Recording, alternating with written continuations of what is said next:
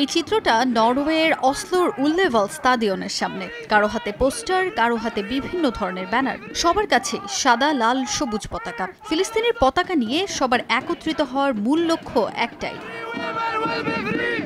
Israeli বাহিনীর বর্বরোচিত হামলায় ধ্বংসস্তূপে পরিণত হয়েছে গাজা। ফিলিস্তিনিদের ওপর অতর্কিত হামলায় ঝরছে অগণিত প্রাণ। গাজা এক কথায় এখন এক মৃত্যুপুরী। ফিলিস্তিনে এমন গণহত্যার প্রতিবাদে ফুঁসে উঠেছে পুরো বিশ্ব। সেই প্রতিবাদের কণ্ঠস্বর এবার ধ্বনিত হল 2026 বিশ্বকাপ বাছাই পর্বের নরওয়ে ও ইসরায়েলের মধ্যকার ম্যাচেও।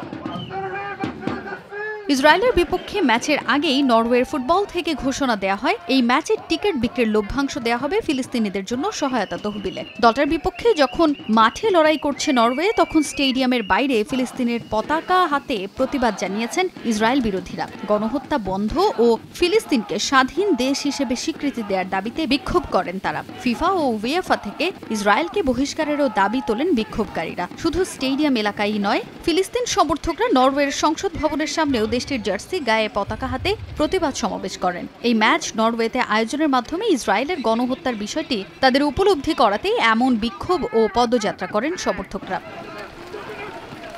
যদিও বিক্ষোভকারীদের ওপর লাঠিচার্জ করেন সেখানকার আইন শৃঙ্খলা বাহিনী। তাদের ছত্রভঙ্গ করতে টিয়ার শেল নিক্ষেপ থেকে শুরু করে আটকও করা হয় কয়েকজনকে। ম্যাচ নির্বিঘ্নে আয়োজনে স্টেডিয়ামে নিরাপত্তাও জোরদার করা হয় এদিন। যদিও স্টেডিয়ামের বাইরে আইন শৃঙ্খলা বাহিনীর লাঠিচার্জের মুখে বিক্ষোভকারীরা ছত্রভঙ্গ হলেও স্টেডিয়ামের ভেতরে অর্থাৎ গ্যালারিতেও ব্যানার পোস্টার উঁচিয়ে ধরেন খেলা দেখতে আসা দর্শকরা। আর এই প্রতিবাদের মাধ্যমে ইসরায়েলি ফুটবলারদের একটাই বার্তা দিতে চায় বিক্ষোভকারীরা, ফিলিস্তিনে গণহত্যা বন্ধ ও দেশটিকে স্বাধীন রাষ্ট্র হিসেবে স্বীকৃতি দেওয়ার দাবি নিয়েই তারা মাঠে নামে এদিন।